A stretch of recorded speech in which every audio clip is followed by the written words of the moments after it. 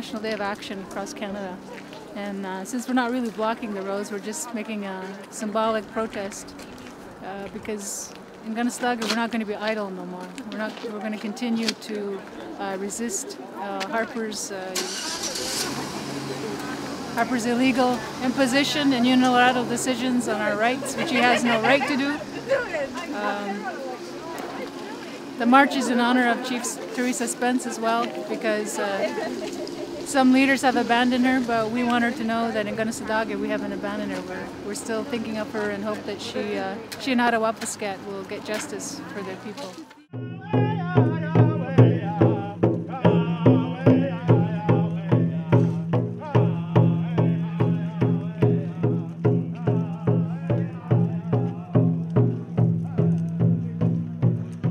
They don't believe that she is doing this fasting and that she is really fasting. Because what that is doing is just driving a wedge in between everybody. It's like a divide and conquer tactic that the government loves to use. And I wish that would stop. Get back to the issues, get back to the true meaning of what idle no more means. If we start condemning everybody and pointing fingers, then what's the sense? We have to respect what she thought she could do, and I went there to Ottawa, to where she was in the march, the first march in Ottawa, and I feel that she added something to the Idle No More. The growth of the Idle No More movement is growing. It's growing slowly, but it's gaining recognition from people who are higher in the government now, and also all throughout Canada. The Canadians are starting to open up their eyes because they're realizing that through peaceful protest that we're not out to start a war. We're just out to inform people that what the government is doing to us is not right, and what they're trying to do to the environment is not right either. So somebody has to say something, because if we stay silent, we're just giving our consent to the government to do whatever they please.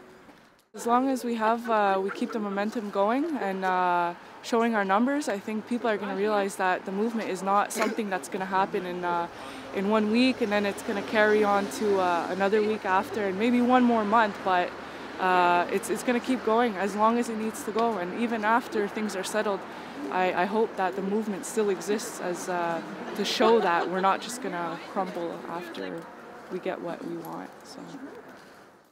I find it pretty disgusting, the racism that's been said about Boho people and people like Ezra Levant who speak half-truths and don't really know the context of the situations that Indigenous people. I think he should be charged with hate crimes, but since Harper conveniently changed the hate crimes in the fall, people can go on and say like anything they want about us.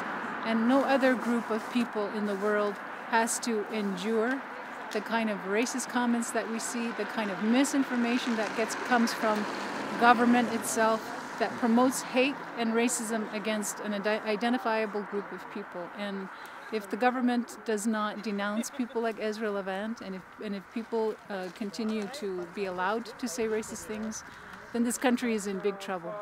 And this leadership that Canada has is going to go down the tubes, and we will see something similar to what happened in Nazi Germany, in that an identifiable group of people were targeted and nobody said anything about it.